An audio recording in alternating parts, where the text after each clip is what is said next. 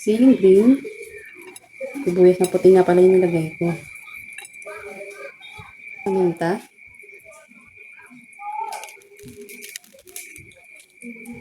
Liquid seasoning.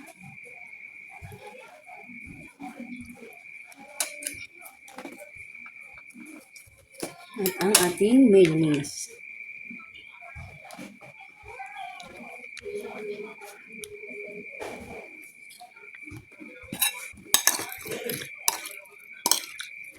Haluin lang po natin yan hanggang sa ma-combine na po lahat ng pampalasa sa pork.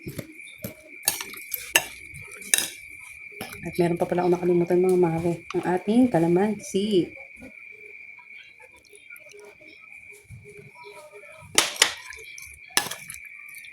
Kung meron pala kayong reno mare, pwede nyo ito lagyan ng reno.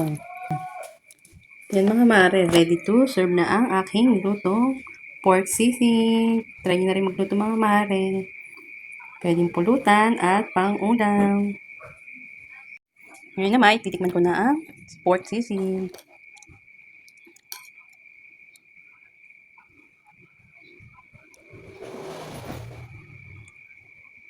Hindi tayong konting sili.